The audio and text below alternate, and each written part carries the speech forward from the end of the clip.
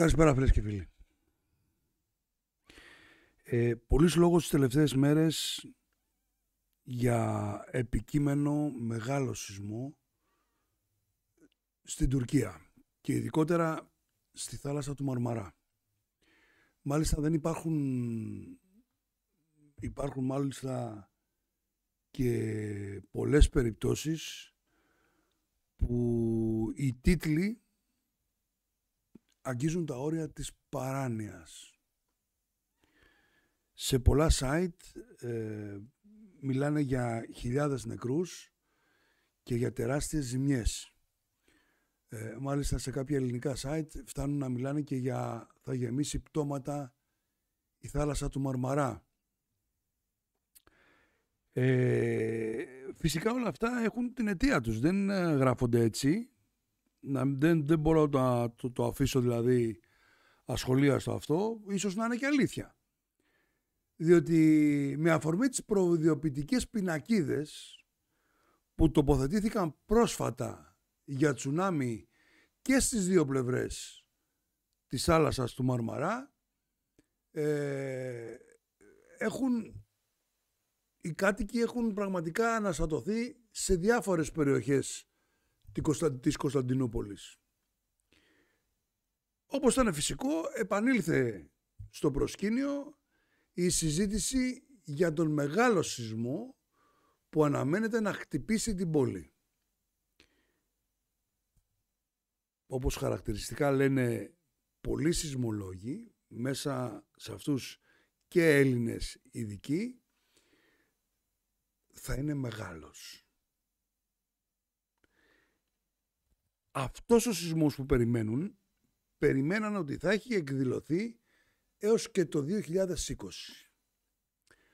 Όσο περνάνε τα χρόνια, τόσο εντείνονται και οι ανησυχίες, διότι η ενέργεια που έχει συσσωρευτεί και οι τάσεις θεωρητικά θα είναι ακόμα μεγαλύτερες. Ανά πάσα στιγμή λοιπόν μπορεί να ξεσπάσει ένας πολύ μεγάλος σεισμός στην Κωνσταντινούπολη.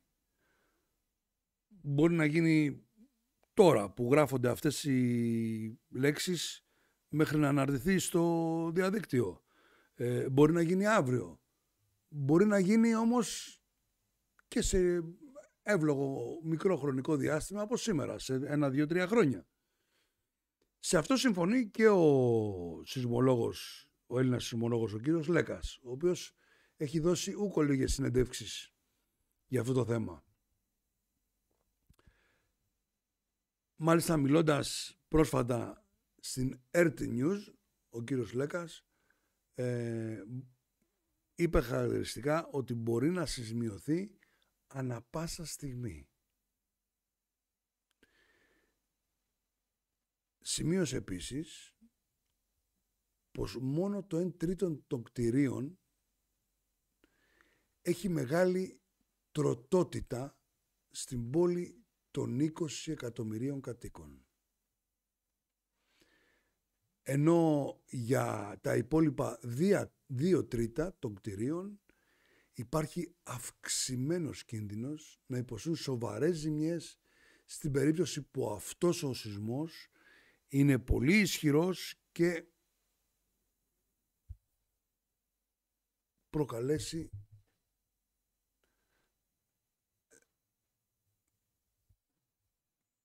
αφήσει μεγάλο σεισμικό αποτύπωμα.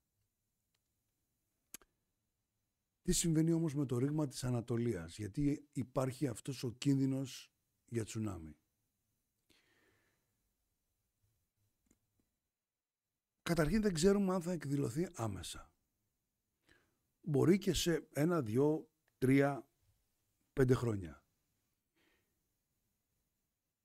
Έχουμε να κάνουμε, όπως εξηγεί ο σεισμολόγος, με τεράστιο, ένα πολύ μεγάλο ρήγμα. Το γνωστό μας ρήγμα της Ανατολίας. Το οποίο έχει μήκος της τάξεως των 1.500 χιλιόμετρων. Από την Κασπία θάλασσα διασχίζει όλη την περιοχή και φτάνει μέχρι το Αιγαίο. Ουσιαστικά το ρήγμα αυτό χωρίζεται σε 13 μεγάλα κομμάτια. Τα 12 κομμάτια έχουν σπάσει και έχουν δώσει μεγάλους σεισμούς. Το τελευταίο κομμάτι που αναμένεται να σπάσει είναι αυτό νότια της Κωνσταντινούπολης, στον κόλπο του Μαρμαρά. Όπως έχουν διαπιστώσει οι επιστήμονες, θα έπρεπε ήδη να έχει δώσει ένα σεισμό μεγάλο, τουλάχιστον μέχρι το 2020. Ο σεισμός όμως αυτός δεν ήρθε. Όσο περνάει ο καιρός, οι πιθανότητες αυξάνονται, όπως αυξάνεται και η πιθανότητα να μεγαλώσει το μέγεθός του. Γιατί οι τάσεις που συσσωρεύονται γίνονται όλο και μεγαλύτερες. Όπως σημείωσε ο σεισμολόγος, στην Κωνσταντινούπολη κατοικούν 20 εκατομμύρια άνθρωποι. Το 1/3 των κτηρίων είναι παλιά και ιδιαίτερα ευάλωτα. Το 1/3 είναι καινούρια, αλλά έχουν και καλό αντισεισμικό κανονισμό, διότι αντίστοιχα στην Αντιόχεια πέρυσι καταστράφηκαν σχεδόν όλα τα καινούρια κτίρια. Και ουσιαστικά μένει το 1/3 των υπόλοιπων κτιρίων, τα οποία έχουν καλή αντισεισμική θωράκιση.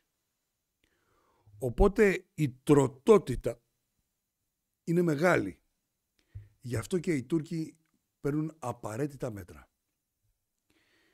Υπάρχει κίνδυνος για τσουνάμι, γιατί το ρήγμα είναι πολύ μεγάλο, γύρω στα 60 χιλιόμετρα. Και ο κόλπος του Μαρμαρά είναι ένας κλειστός κόλπος και θα έχουμε αντανακλάσεις θαλασσίων κυμάτων και μπορεί να δημιουργηθεί τσουνάμι της τάξης ακόμα και των 10 μέτρων.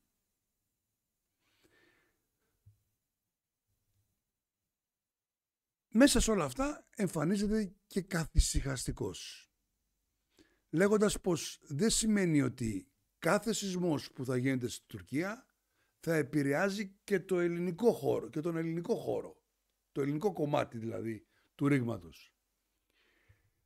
Εάν δεν γίνει πρώτα ο σεισμός, κάθε συσχέτιση είναι λαθασμένη. Σε πολλές περιοχές της Κωνσταντινούπολης έχουν τοποθετηθεί προειδοποιητικές πινακίδες, σαν και αυτή που έχουμε βάλει στο εξώφυλλο μας, για τσουνάμι, οι οποίες ξεκίνησαν να τοποθετούνται από το 2019 έως το 2020. Τα τελευταία μάλιστα 2 χρόνια έχουν βάλει σε πάρα πολλά σημεία στην παραλία για να ενημερώσουν τον κόσμο ότι σε περίπτωση μεγάλου σεισμού και κινδύνου θα πρέπει να απομακρυνθεί άμεσα από την παραλία και να κατευθυνθεί σε περιοχές υψηλότερες. Να σας βάλω και εδώ τη φωτογραφία να την ξαναδούμε. Είναι η φωτογραφία που έχω στο εξώφυλλο της εκπομπής αυτής. Και η αλήθεια είναι ότι είναι λίγο τρομακτική. Βλέπετε το τσουνάμι και έναν άνθρωπο να τρέχει σε υψηλότερα σημεία.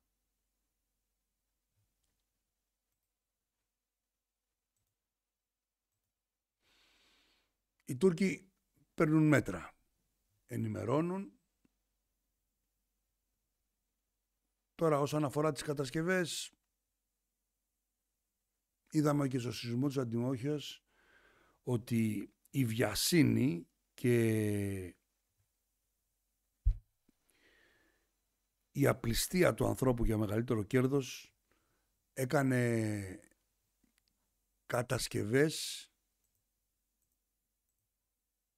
καινούργιες κατασκευές, να πέσουν σαν τραπουλόχαρτα. Βλέπεις, αυτά δεν γίνονται μόνο στην Ελλάδα. Γίνονται και στη γειτονική Τουρκία. Είδομεν. Ο Θεός να βάλει το χέρι του. γεννηθεί το θέλημά του.